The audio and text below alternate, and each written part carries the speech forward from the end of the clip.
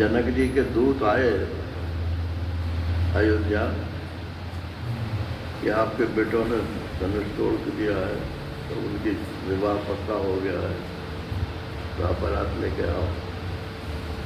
जैसे आजकल पीली चिट्ठी बोलते हैं उसको।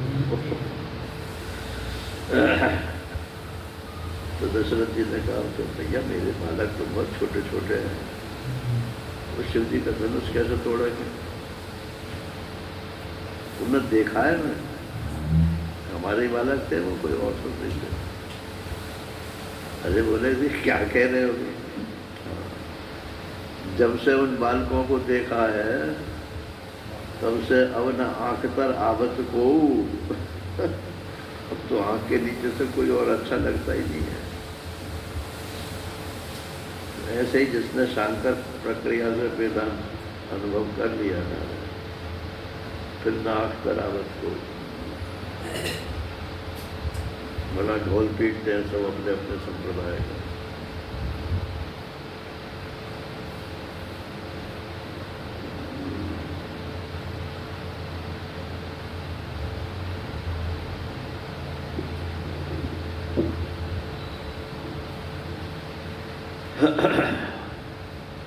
कम है शायद उसका वॉल्यूम।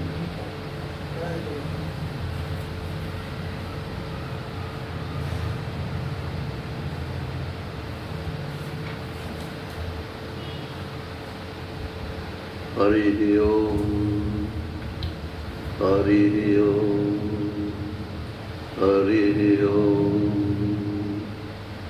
गुरुर्ब्रह्मा गुरुर्विष्णु गुरुर्देवो महेश्वरः गुरु साक्षात् परब्रह्म तस्मै श्री गुरुवे नमः।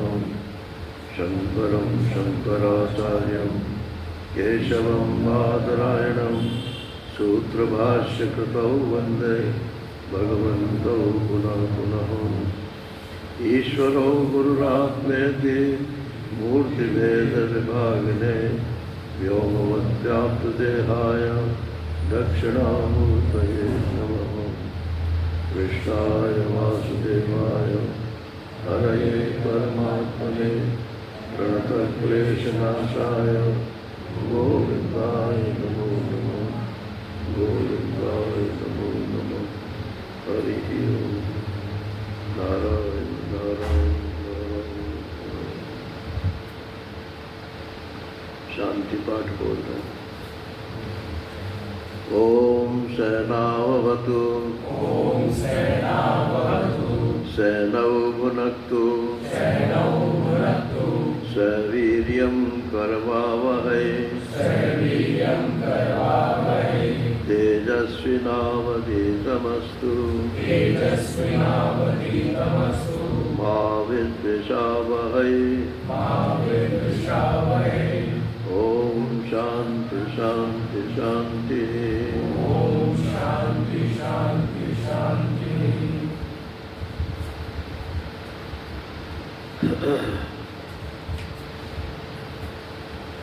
यद्यपि परमात्मा सबका अपना आत्मा है, माने खुद ही है,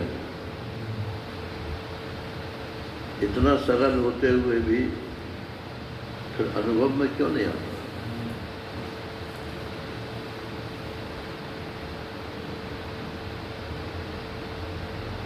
तो एक तो यह है कि कल मैंने शब्द तो बोल दिए थे, necessary and sufficient conditions. Necessary condition, आवश्यक जो शर्तें हैं, अगर वो ही पूरी नहीं करते, आवश्यक शर्त क्या है? रूप देखने के लिए आँख चाहिए। अब आँख ही नहीं है तो आप रूप देखेंगे कैसे? तो ऐसे ही आत्मा को देखने के लिए जो आवश्यक शर्तें हैं वो तो आपको पास होनी चाहिए ना।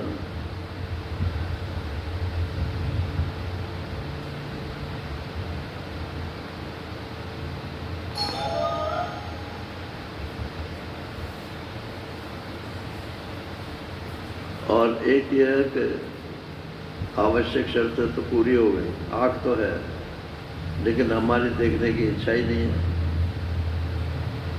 तो आँख बेचारी क्या करेगी? रोग तो नहीं दिखाई देता। तो आँख नेसेसरी कंडीशन तो है, आवश्यक तो है वो, हाँ, लेकिन सफिशिएंट नहीं है। उसके लिए इच्छा भी चाहिए। तो साधक लोग तो बहुत बड़े बड़े साधक हैं। ये सन्यास भी जो है ये भी एक साधना है। तो सबसे इसका पालन होता नहीं है, इसलिए सब में फलित नहीं होता सन्यास।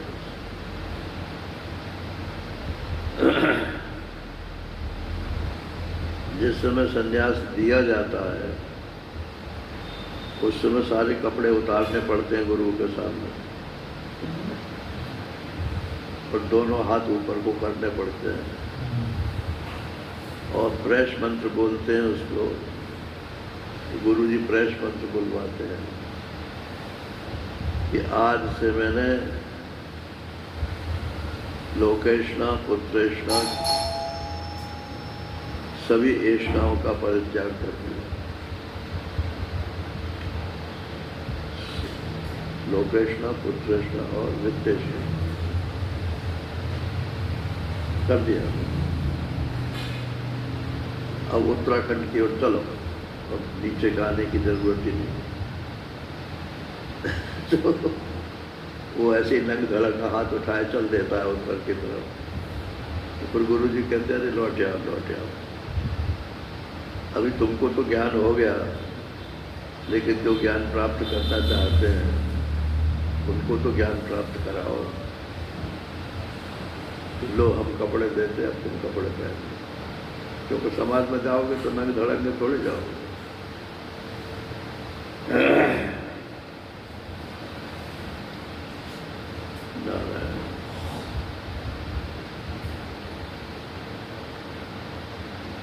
तो सन्यास नेसेसरी तो है लेकिन सफिशिएंट नहीं है। अधिकांश सन्यासी जो है वो तत्वज्ञानी नहीं है, अधिकांश।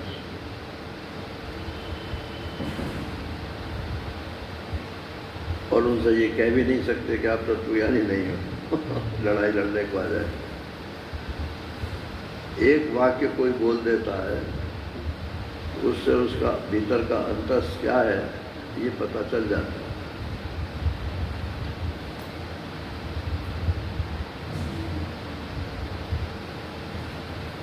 तो किसी की बुद्धि बहुत प्रखर है, तो बोले मैंने 40 साल से सत्संग कर रहा हूँ, मुझे तो ज्ञान हो ही जाएगा ना। तुम्हारे जीवन में त्याग वैराग्य कितना है? खाली बुद्धि से थोड़ी होता है। नेसेसरी तो है बुद्धि, लेकिन सफिशिएंट नहीं है।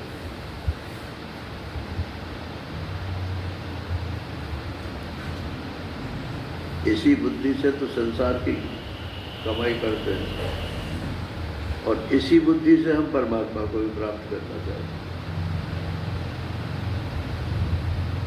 तो इस बुद्धि का तो संशोधन करना पड़ेगा। तो बुद्धि का संशोधन जो महान बुद्धि वाले लोग हैं उनका संग करने से होता है। अगर आपको बड़ा बिजनेस करना हो तो किसी बड़े बिजनेसमैन का साथ करो।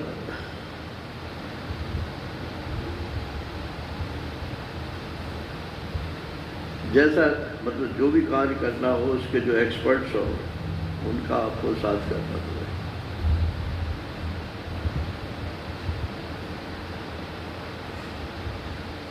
तो यमेवै स्मृण, ये वही कर सकता है जो अपना जीवन इसके लिए हार दे।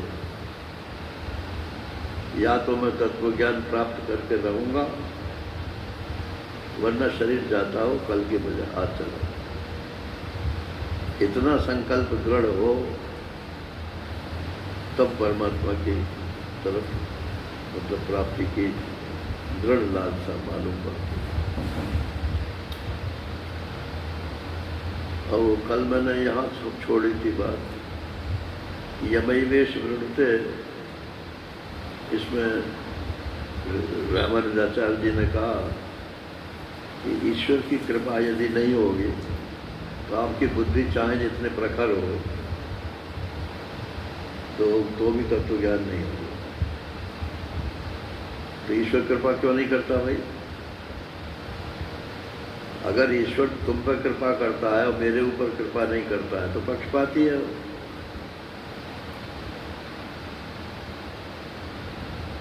और दोनों सब पे कृपा करता है तो वो कोई कृपा नहीं है, वो तो सामान्य कृपा सब पे है ही।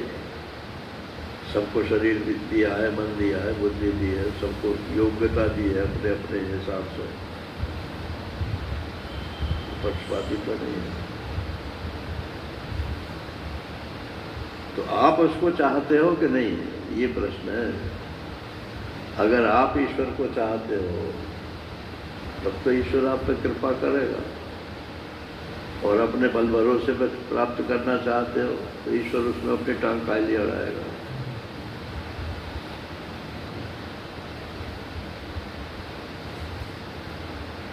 अब ये लोग जो बोलते हैं ना भगवान की बड़ी कृपा, भगवान की बड़ी कृपा, मैंने दाल रोटी का हिसाब चल रहा है खूब बहुत से दाल रोटी मिल रही है, पर भगवान की बड़ी कृपा। तो ये कृपा नहीं है, ये ग्रेटिट्यूड है। भूखे को जैसे किसी ने अन्न दे दिया, जुग जुग जियो, जुग जुग जियो कहते हुए चला जाता है, तो अन्न देने का के बदले में वो बोलता है कि कृपा कृपा कृपा क्या होती है? बोले मुझे तो हर बात में कृपा लगती है। ये कृपा का सामान्यकरण से तत्व ज्ञान नहीं होता। आप भक्ति कर सकते हो, प्रेम कर सकते हो भगवान से, बस, लेकिन वो भगवान मेरा आत्मा है, ये ज्ञान नहीं है।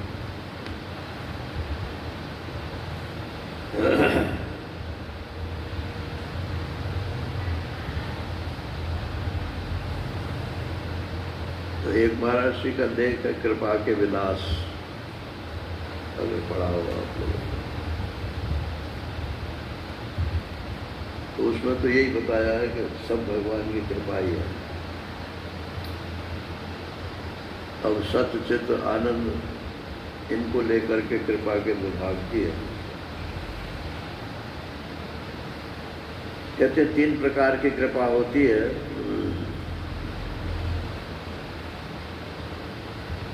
रक्षणी, संदिनी, आह्लादनी।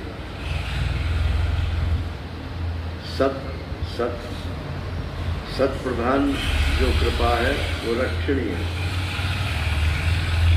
जैसे आपने संन्यास ले लिया, मान लो, अब ये देख के लिया कि इस आश्रम से संन्यास लें, ये बड़ा अमीर आदमी है, अमीर है, तो हमारे खाने पीने की व्यवस्था रही जाएगी। तो आपको ईश्वर पर तो विश्वास ही नहीं है,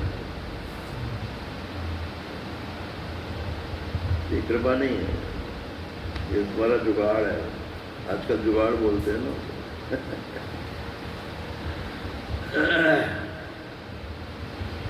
लोग बड़े महात्मा से संन्यास इसीलिए लेते हैं। एक महात्मा थे तो कानपुर के पास के थे, पहले किसी दूसरे महात्मा से संन्यास लिया हुआ था, अब वो मर गए तो महाराज श्री के पास आ गए, दोबारा महाराज जी से संन्यास बड़े आदमी के चेले बनेंगे तो 10 जगह पुजाई होगी, और छोटे महात्मा के बनेंगे तो कोई नहीं पूछेगा। अरे इसमें बड़ापन छोटापन क्या, भगवान के नाम का संन्यास दिया जाता है। उनका नाम लो और हाथ उठा कर चल दो, वो तो संन्यास है।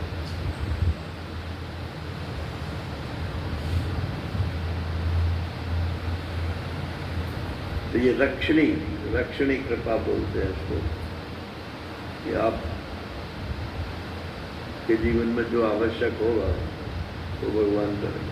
योगक्षेमम भाव्यहम, ये जो है ये रक्षणी कृपा है। फिर है संदिनी।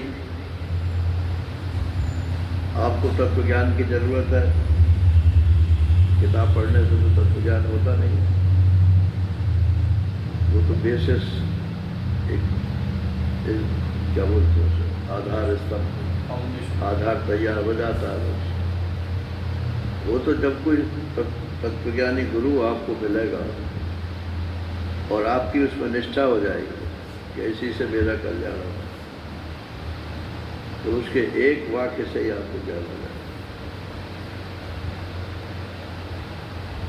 इसको बोलते हैं संधिनी। तो भागवत जी में लिखा है कि जब भगवान की कृपा होती है तो वो गुरु बन करके आते हैं।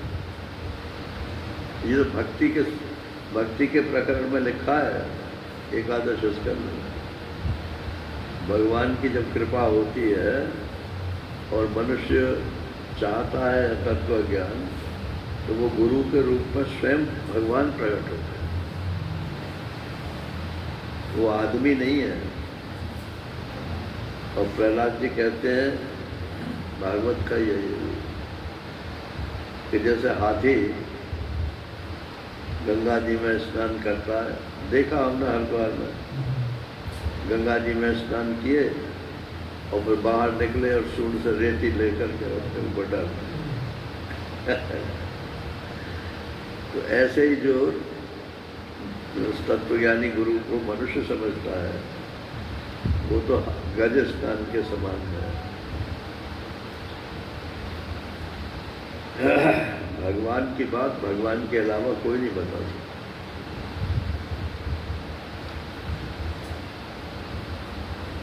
और एक है आह्लादनी। आह्लादनी कृपा क्या है? आपको ज्ञान हो गया लेकिन आनंद आया ही नहीं।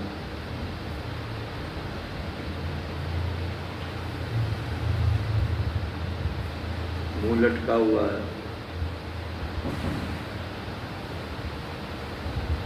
तत्वज्ञानी तो है मगर मुंह लटका हुआ है, कोई ना कोई प्रॉब्लम सता रही है उसको, तो भगवान की कृपा भी नहीं। आह्लादनी कृपा जब होगी या यों भी वाह वाह है, यों भी वाह। हर स्थिति में वो भगवान की कृपा से है। लेकिन ये सबसे आखिर में होता है, पहले नहीं होता। जो पहले मान लेते हैं कि ये भी भगवान की कृपा, ये पिट रहे हैं। पुलिस में जा रहे हैं, भगवान की कृपा।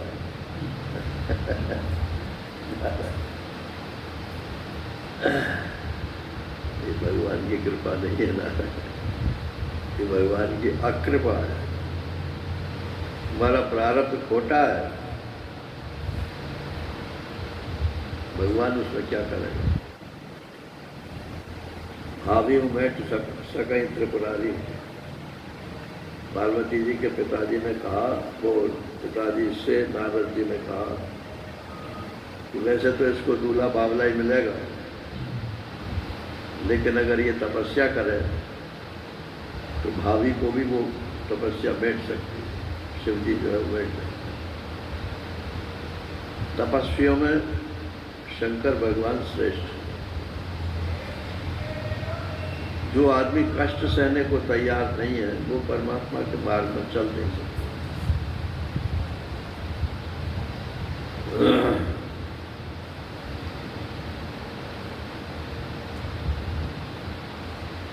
तो ये तीन तो मोटे मोटे विभाग हैं।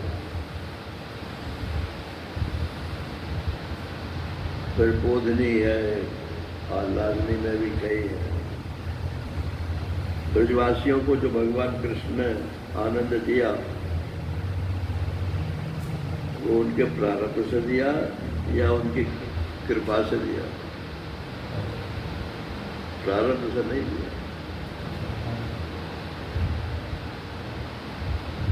जो भगवान पे ही निर्भर हो जाते हैं, उन पर भगवान की कृपा होती है। हमें तो अपने हाथ पर विश्वास है। हाथ का देवता कौन है? इंद्र, इंद्र जो है कर्म का देवता है। बोले जब तक हम कुछ करेंगे नहीं, देखें भगवान हमको खिला दें। तो तुम तो भगवान की परीक्षा कर रहे हो। और पूरे आप दशम स्कंद पढ़ लो जाना। इस सूत्र को लेकर पढ़ना। मैंने ईश्वर कृपा से वर्ड टू वर्ड पढ़ा, इसलिए मैं बता रहा हूँ।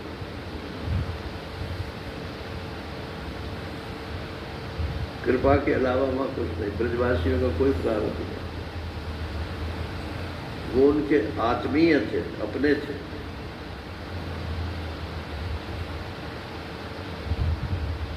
मान लो एक पिता के कई पुत्र हैं, तो मरेगा तो उसकी संपत्ति में सबको बराबर का हक मिलेगा या कमती बढ़ती मिलेगा? कहीं ज़्यादा विद्वान है, ये ज़्यादा मेहनती है। हेरिडिटी लॉ क्या कहता है आपको बताइए? सबको बराबर का मिलेगा। तो कर्म से जो मिलता है उसमें भगवान की कोई कृपा नहीं है। ये तो कर्म हुआ ना। लेकिन भगवान, सिर्फ भगवान के जो है और दूसरा न कोई। मेरे तो गिरधर गोपाल, दूसरा न। पहली पंक्ति तो सब बहुत सिर हिला हिला गया। मेरे तो गिरधर गोपाल, और दूसरा ना कोई, उसको भूल जाते हैं।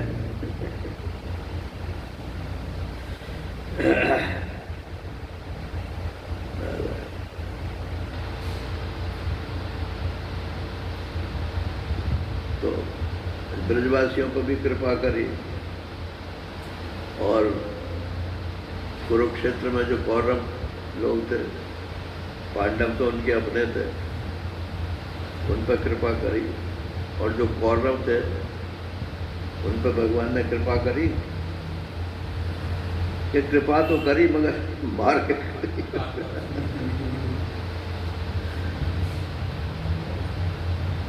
वो कोई कृपा नहीं है, वो तो उनका किए हुए का दंड था। जब भगवान ने कहा कि तुम 5 गांव ही दे दो कौरवों को, वो पांडवों को, तो युद्ध नहीं होगा। तो बोले तुम 5 गांव की बात कहते हो, मैं सुई की नोक के बराबर भी नहीं दूंगा बिना युद्ध किए।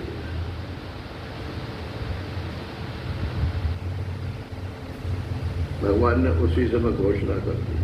हालांकि वो दूत थे, कोई दूत को घोषणा करने का अधिकार नहीं होता, लेकिन उसी समय उन्होंने घोषणा कर दी कि जब तुम बिना युद्ध के दोगे नहीं तो अब युद्ध से ही देंगे। अब वो एक पार्टी हो गए, पांडवों की तरफ हो गए हो। पहले से तो थे, लेकिन अब तो खुल्लम खुल्ला हो गया।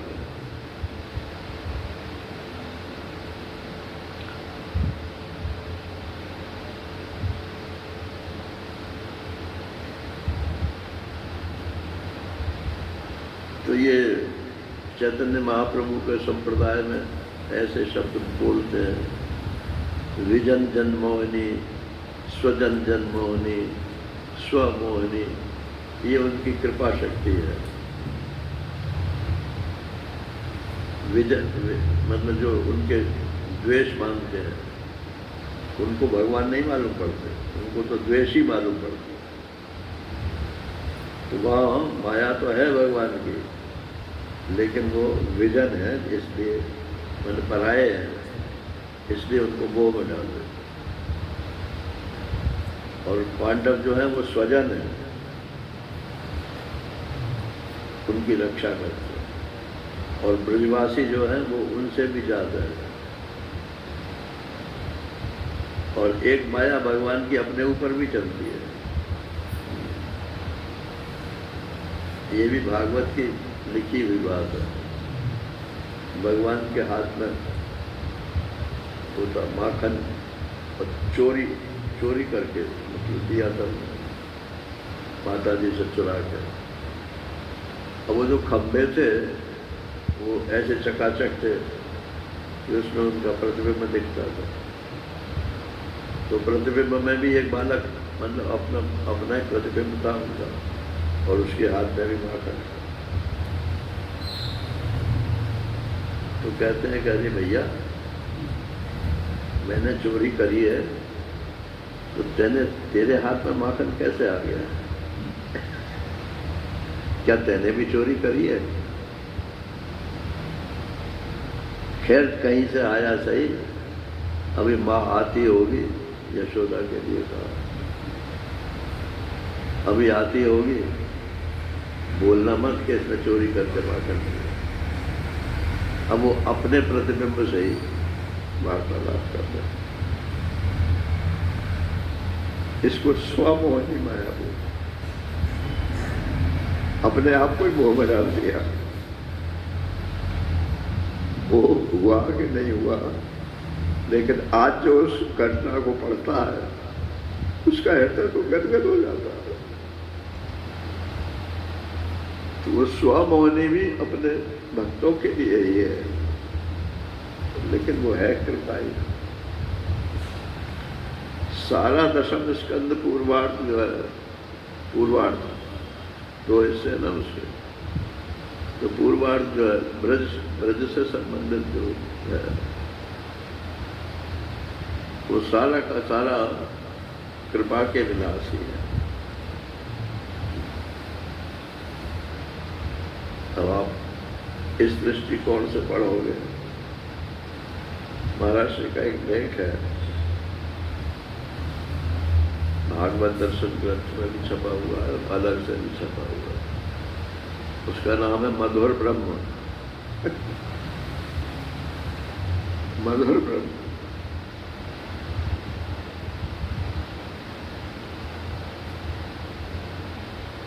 अगर भगवान लीला न करे तो सिर्फ लोग पूजेंगे उन्हें, प्रेम नहीं करेंगे।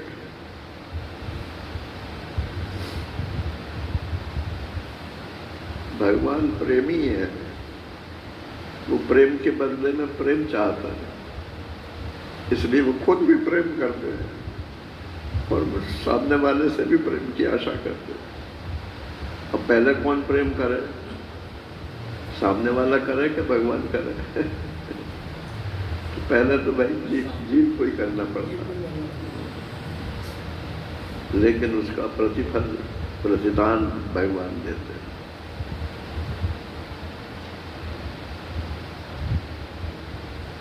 प्रेम माने होता है प्रीत तर्पण धातु से प्रेम शब्द बनता है। जिससे तृप्ति हो उसको कहते हैं प्रेम। और बोले कि उसके घर शादी हुई थी, उसने 11 रुपए दिए थे, तो अब हम भी 11 रुपए दे हमें। तो ये कोई प्रेम की बात थोड़ी है। प्रेम में अदला बदली नहीं होती है।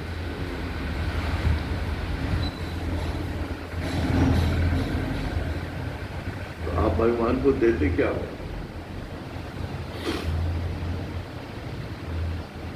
सबसे सस्ती चीज खरीद के लाएंगे और उसका भोग लगा देंगे।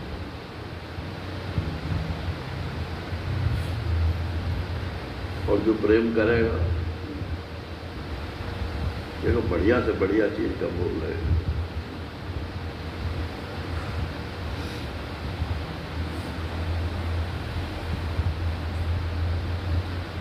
भगवान को घटिया बढ़िया से कोई फर्क नहीं पड़ता, लेकिन आपके भाव से फर्क पड़ता है।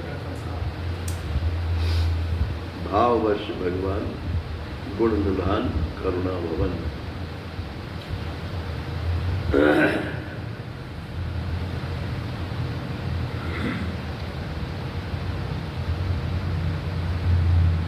और अंत में फिर जब कृपा का अनुभव होने लगता है तो कोई सद्गुरु मिल जाते हैं, वो साक्षात भगवान ही है और उनसे आपको बोध हो जाता है और आप अपने स्वरूप में स्थित हो जाते। जो मंजिल थी, मंजिल मकसूद, वहाँ पहुँच गए। तो श्रवण मनन निधिध्यासन ये तो चाहिए, गुरु भी मिल जाएगा तो सिर पे हाथ धर कर थोड़ी आपको ज्ञान करा देगा। उसकी बात को सुनो, फिर सोचो, मनन करो और उसमें फिर निश्चय करके उसी वृत्ति को दोहराओ। जीवन कैसा हो,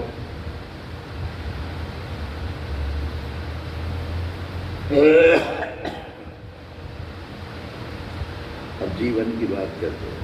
24वें श्लोक।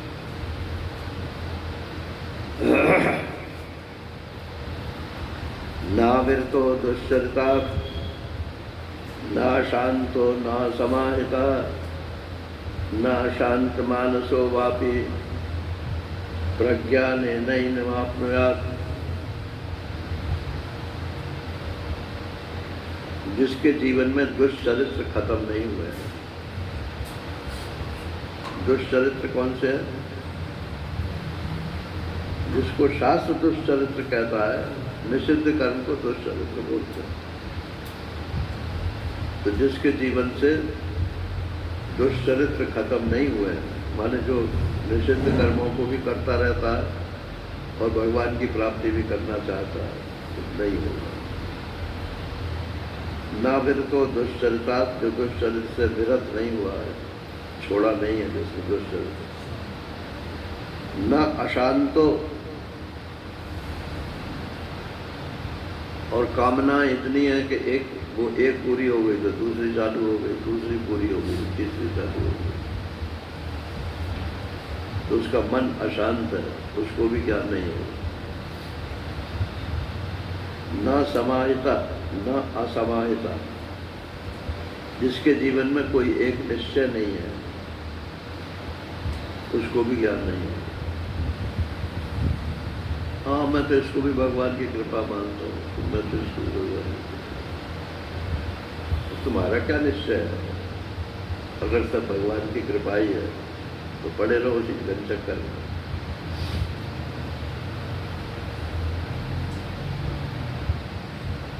न अशांत मानसो वापि,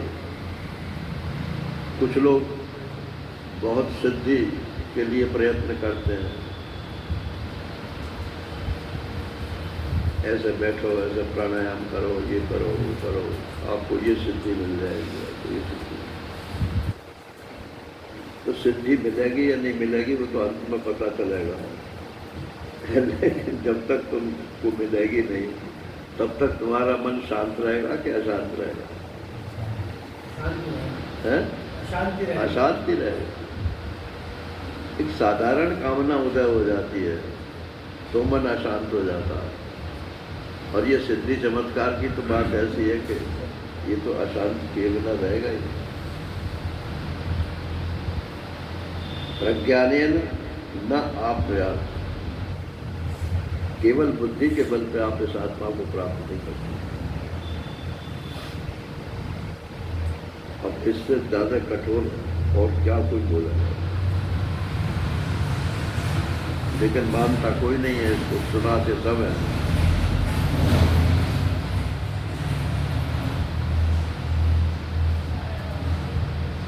तो ये 23वें के साथ में 24 है, तो 24 पैदा कर लो तो 23 जो है सफल हो जाएगा। और अगर 23 गुरु जी पहले मिल गए, श्रवण मनन निधिध्यासन करो और जीवन में से ये दुष्चरित्र यदि कोई हो तो हटाओ और मन की शांति, जो कामना है, धीरे धीरे सब समाप्त हो।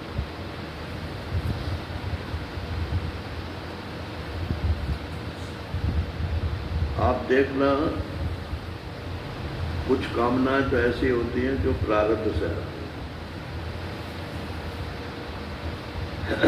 जैसे जीने की इच्छा है, भोग की इच्छा है,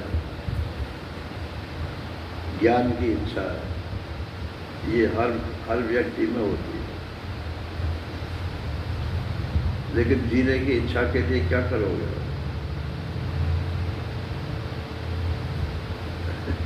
कौन सी दवा खाओगे कि हमारी उम्र बढ़ जाए?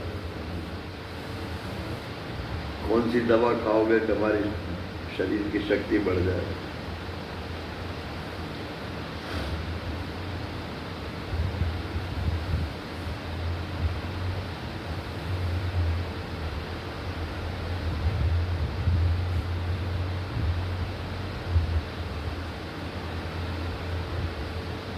केसरी कल्प पहले निकला था ना, अब भी आता होगा। च्यवनप्राशी होता है। हाँ? वैद्यनाथ का होता है। नहीं, कई होता है, झंडू का भी है, तो उसमें वो और डाल देते हैं। झंडू का केसरी जीवन होता है, वैद्यनाथ का केसरी जल होता है। अच्छा, उसमें केसर डाल देते हैं और कुछ उत्तेजक पदार्थ भी डाल देते हैं और उसका एडवर्टाइजमेंट क्या होता है?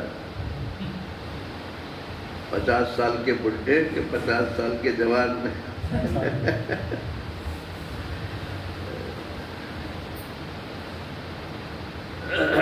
हर आदमी 20 साल का ही जवान बनना चाहता है, लेकिन समय तो सब कुछ काट देता है।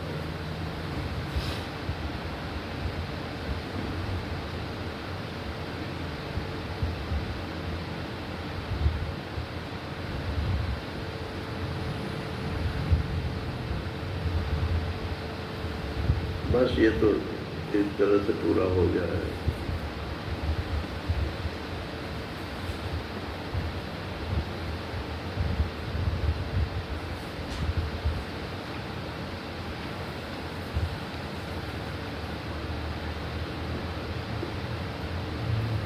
इसमें चलो बोल देता हूँ।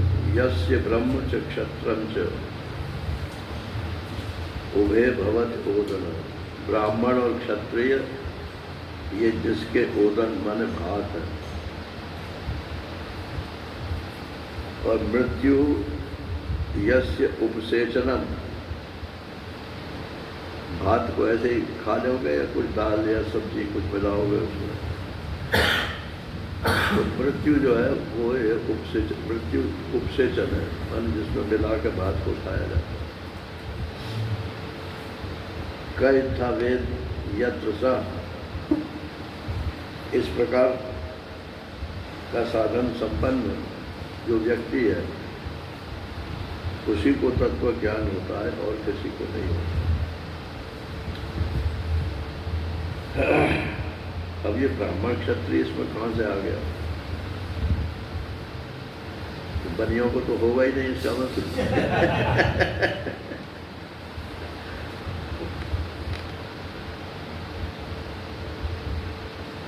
अरे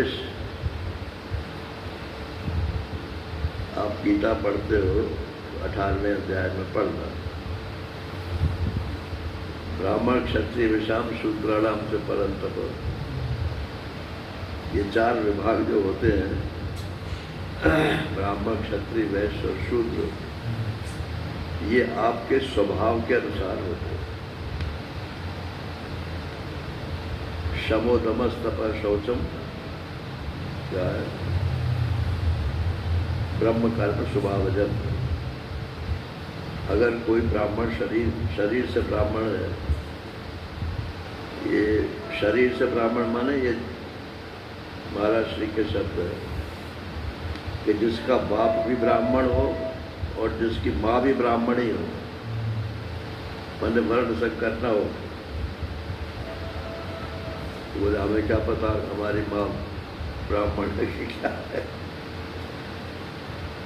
बोले उसकी कई पीढ़ी देखो ना। एक खुर्दा में एक परिवार था, बनिए लोग थे वैसे, तो उसमें एक बाबा ने पोती के साथ दुष्कर्म किया। अब बात आउट हो गई, तो उस परिवार का नाम ही बाबा पोती पड़ गया। उसकी अब कोई शादी नहीं करता।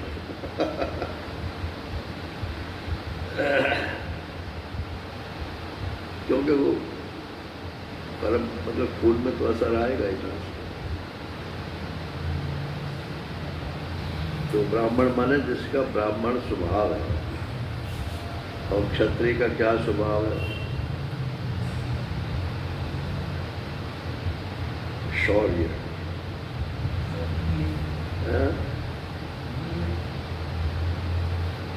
वीरता। जो अपने से विरोधी है उसको अपने सामने देखे नहीं, ये शास्त्र स्वभाव। तो ब्रह्मसूत्र प्रवचन में महाराज श्री ने बोला है कि अगर किसी को तत्व ज्ञान चाहिए तो जाति से चाहे वो कोई भी हो, लेकिन उसमें दो स्वभाव होने चाहिए। एक तो इंद्रिय संयम, ये ब्राह्मण का स्वभाव, और एक अज्ञान या विपरीत सिद्धांत, इसको किसी भी सूरत से स्वीकार नहीं करना, ये क्षात्र स्वभाव है।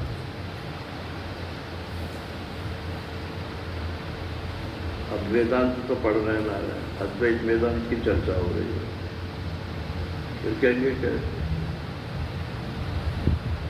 वो भगवान के नाम जब से नहीं हो सकता है क्या? अरे तो क्या सुन रहे हो, क्या पढ़ रहे हो, क्या कर रहे हो? और अगर ये कहो कि तुम ज्ञान के अधिकारी नहीं हो तो लड़ाई लड़ रहे हैं।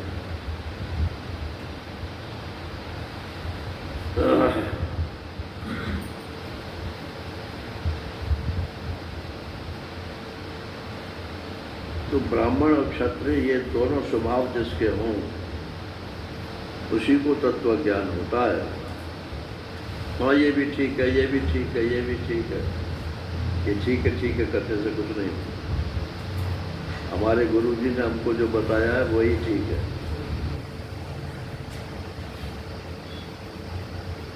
वो कुछ ज़्यादा पढ़ जाएगा, लिख जाएगा, तो वो ना गुरु जी की बात मानेगा, ना और दूसरे गुरुओं की बात मानेगा।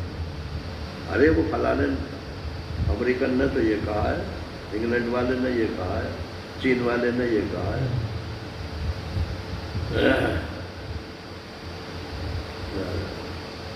वो किसी की नहीं मानती।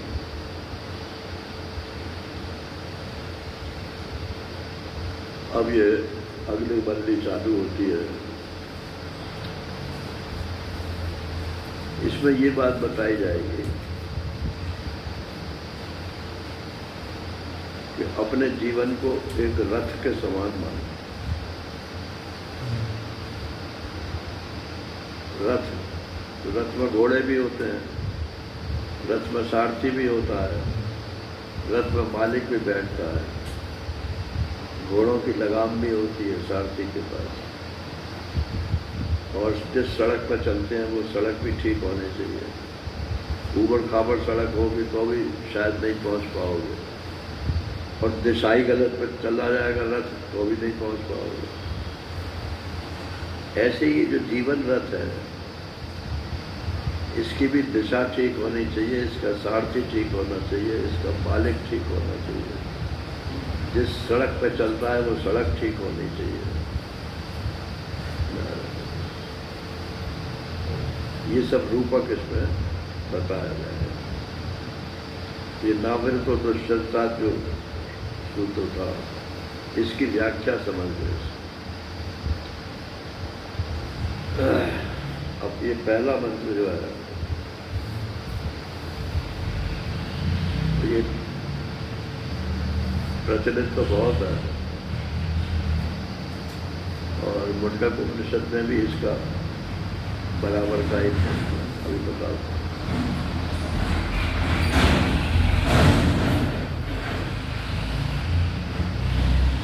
ऋतं पिबन्तौ सुकृतस्य लोके गुहां प्रविष्टौ परमे परार्धे छाया तपौ ब्रह्मविदो वदन्ति पंचाग्नयो ये च तृणाचिकेता।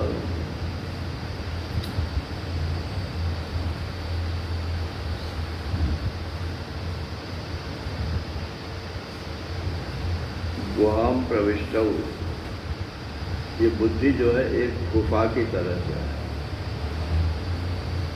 इसके भीतर एक परम परार्ध है, एक सूक्ष्म। बुद्धि के कितने स्तर हैं मालूम है? हम तो बुद्धि को एक जैसे वो क्या बोलते हैं सॉफ्टवेयर डाल देते हैं तो वो सॉफ्टवेयर जैसे कंप्यूटर में जिस उद्देश्य से डाला गया है सिर्फ वही काम करेगा।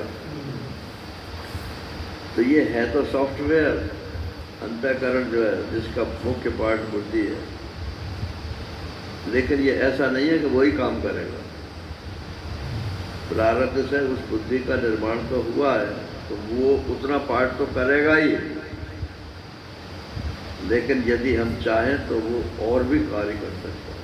उसके बुद्धि के कई स्तर होते हैं। तो सबसे बाहरी बुद्धि जो है, बाहरी स्तर जो है, वो तो सिर्फ जो प्रारब्ध में है वैसा ही समझेगा, उससे ज़्यादा नहीं। फिर उसके एक भीतर लेयर है, फिर उस लेयर के भीतर लेयर है। जैसे 5 कोश इस पूरे शरीर में बताते हैं, तो पूरे शरीर में मैं के 5 कोश है ना, ये इन 5 कोशों में मैं छिपा हुआ है।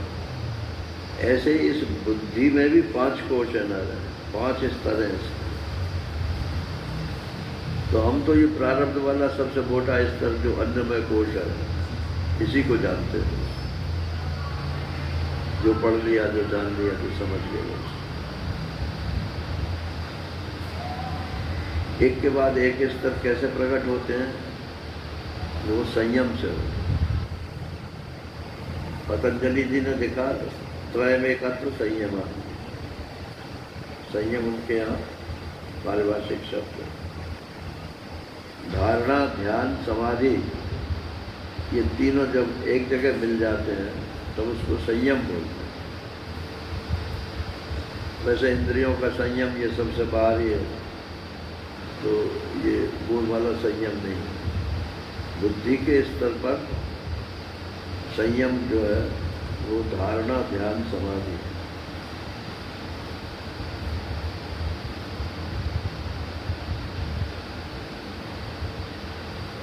हमने तो नहीं सुना, महाराज श्री बोलते थे कि मारवाड़ी लोग जो हैं तो सुबह सुबह फोन करते हैं अपने मित्रों को, आज के धारणा है, मैंने क्या भाव रहा सोने का, चांदी का के धारणा है।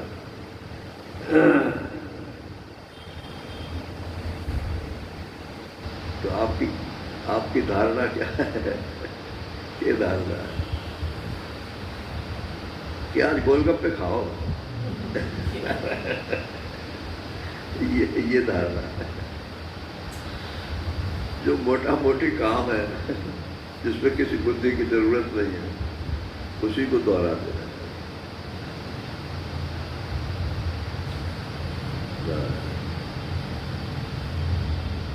तो धारणा माने एक ही विषय में जब बुद्धि एक ही विषय में, उसमें इधर उधर ना करे, उसको धारणा बोलते हैं।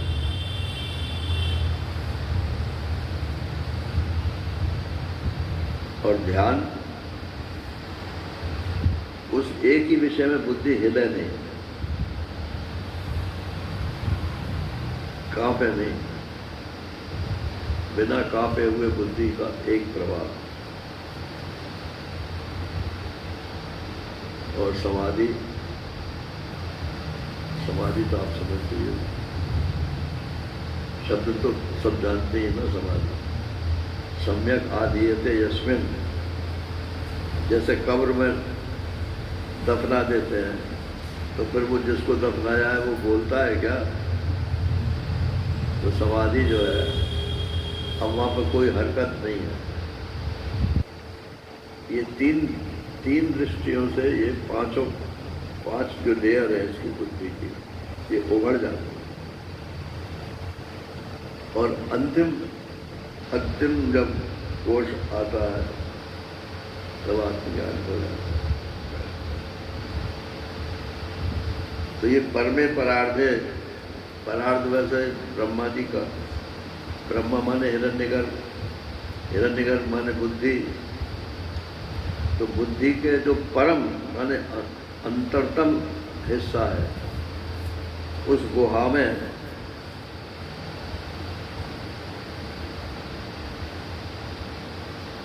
ये दो चीजें रहती हैं, एक जीव और एक ईश्वर। रहने का स्थान तो एक ही है, लेकिन ये दो है। तो दो कैसे हैं कि छाया तपऊ, जैसे धूप है, तो धूप में आप खड़े हो जाओ तो आपकी छाया भी तो पड़ेगी ना धरती पे। तो आपकी जो छाया है वो और जो आप है वो दो है या एक ही है? एक ही है। लेकिन जब तक छाया देख रहे हो तब तक तो दो ही मानने पड़ेंगे। तो ऐसे ही ये जीव और ईश्वर, ईश्वर की छाया है जीव। हाँ, अज्ञान रूपी आतप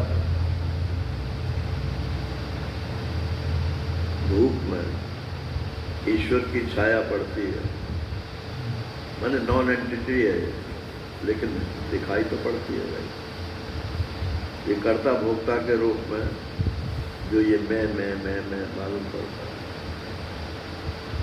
ये मैं वास्तव में तो कर्ता भोक्ता नहीं है, फिर क्यों मालूम पड़ता है? छाया में कहाँ से आ गया? जब तक कि बिंब में ना हो। तो बोले आया, बिंब में भी नहीं आया और छाया में भी नहीं आया, दोनों जगह अज्ञान का ही कार्य है। अगर आप बिंब को ही ऑब्जेक्ट को ही जो है वही समझ लेते कि इसमें कोई छाया वया कुछ नहीं, तो उसकी फिर अगर दिखाई भी पड़ती, और शीशे में देखा एक दिन तो यहाँ पे काला दाग लगा हुआ था शीशे में, और शीशे को रगड़ देना है कि काला दाग छूट जा।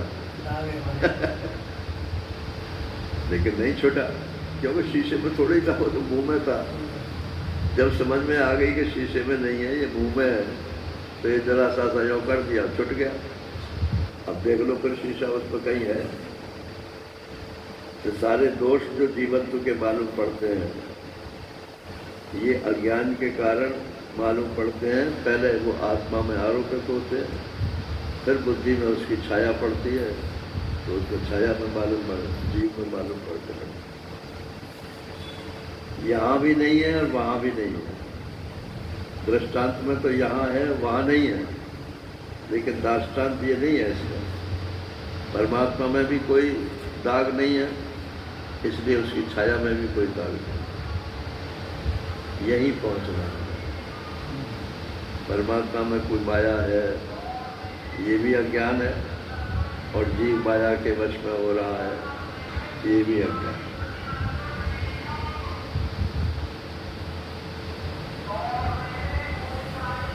अच्छा, तो दो मान लो, तुम दोनों करते क्या है कि ऋतम पे बदतम, कर्म, ऋत कहते हैं कर्म का फल। सुकृतस्य लोक है, सुकृत माने पुण्य जो किए हैं उसका लोक, उसका जो फल है वो वहाँ पर बैठे बैठे लेते हैं। कौन? छाया के धूप, ईश्वर के जीव। तो ईश्वर को लेता नहीं है, जीव ही लेता है, और वो भी वो है नहीं, जो फल दे रहा है वो फल भी है नहीं। तो ये अज्ञान का एक तो सारा खेल है। ऐसा ब्रह्मवेत्ता लोग कहते हैं, और जो कर्मी लोग हैं वो भी ऐसा ही कहते हैं। त्रिनाचिकेता, जिन्होंने 3 बार अग्नि का चयन किया है, नाचिकेत अग्नि का, वो भी ऐसा ही कहते हैं। अब ये कर्मकांड की बात बोलोगे तो इससे मेल नहीं खाएगा उपनिषद से, क्योंकि वहाँ तो ये करो ये मिलेगा, ये करो ये मिलेगा।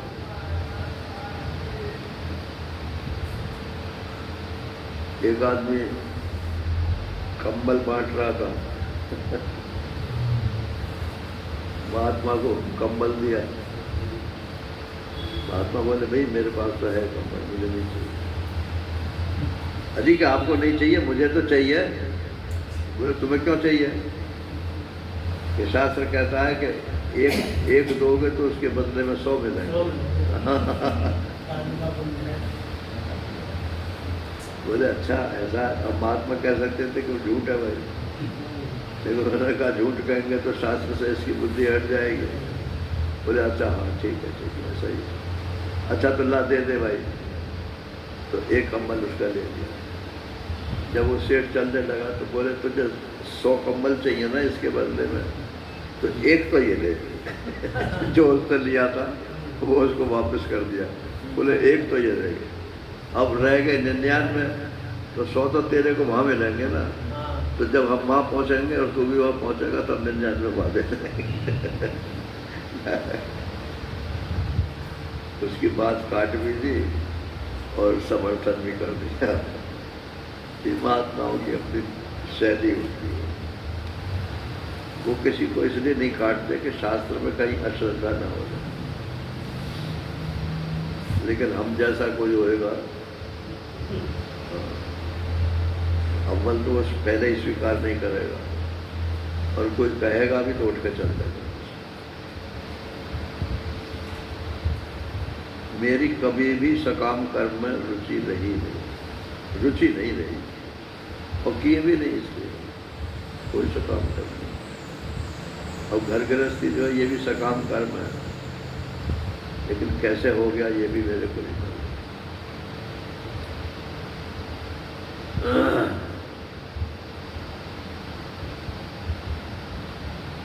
तनख्वाह के पैसे आए और जो चीज़ सामान घर का हो ला कर रख दिया। 1 महीने का सामान एक दफे में ला कर रख दिया। रोज रोज जाने की बात नहीं। थैला लिए हुए जा रहे थे रोजाना। 1 महीने का सामान अभी भी। अब यहाँ चूँकि मैं रोटी वोटी बनवाता हूँ कमरे पे, तो यहाँ भी सामान तो इकट्ठा करना पड़ता ही है, लेकिन यहाँ भी 1 महीने का ही सामान इकट्ठा करके रख देता। बार बार कौन जाए? सब्जी अब आश्रम से बाहर जा नहीं सकता, जाता भी नहीं। जब जा सकता था तब भी प्राय नहीं जाता। मान लो ये आए तो थोड़ी सब्जी ये ले आए, कोई और भगत आया तो उससे मंगवा ली, बस ऐसे ही चलता। तो अपने को तो बंधन उसका नहीं रहता ना, और हर बात में पैसे बचाए के ला, तेरे बस की नहीं है मैं लाऊंगा, तो महंगी ले आए। जहाँ मैं सत्संग करता था 1955 से सत्संग करता हूँ, तो जहाँ सत्संग करता था तो पहले मैं सब्जी मंडी जाता हूँ, वहाँ से सब्जी खरीदी, वो भी एक सप्ताह के लिए, और उस थैले को लेकर सत्संग में आके बैठ गए। फिर 8 बजे वहाँ से जब उठे तो वो थैला लेकर घर चले आए। 8 दिन की छुट्टी हो गई, फिर वो भी बोझा लगने लगा, सब्जी भी फिर बासी हो जाती थी। मैंने श्रीमती जी से कहा, मैंने कहा अब ये बाहर तुम उठाओ, यही भगत सिंह गेट में तो सब्जी मिलती है, जाकर ले आया करो। अब वो कभी बाजार में पहले गई भी नहीं थी। जो उसका स्कूल था वो गली से बाहर निकल के बाईं तरफ, बाजार थोड़ा ही अंतर था, लेकिन वो दाईं तरफ था। तो बाईं तरफ तो रोजाना जाती है, दाईं तरफ चली गई, फिर वो अपना लाने लगे, समय कट गया। इन्वॉल्वमेंट आप जितना करते जाओगे ये आपके ऊपर निर्भर करता है। कितना पैसा बचा लोगे आप, अपनी जान को झोपड़ी और तैयार रहेगा।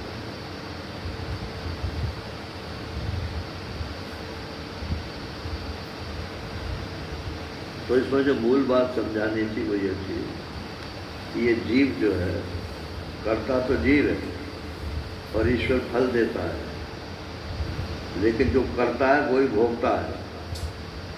तो ये जीव जो है ये तो छाया है और ईश्वर जो है वो आता मतलब धूप है, वो उज्ज्वल है, उसमें कोई छाया वाया नहीं, कोई माया नहीं। तो इसलिए भोगता तो जीव ही है, ईश्वर मुक्त रहता है। अब आप समझ लो आप किधर कौन सी पार्टी में हो ईश्वर की पार्टी में हो कि जीव की पार्टी में हो। इसी को मुंडक उपनिषद में दो पक्षियों का दृष्टांत देकर बताया। द्वासुपर्णा सयुजा सखाया समानम वृक्षम परिषद सुजाते।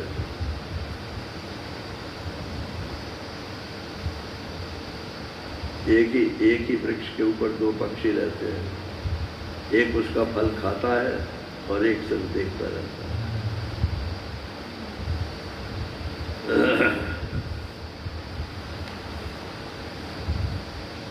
हरि ओम पूर्णमदा पूर्णमिदम पूर्णात् पूर्णमुदच्यते पूर्णस्य पूर्णमादाय पूर्णमेवावशिष्यते।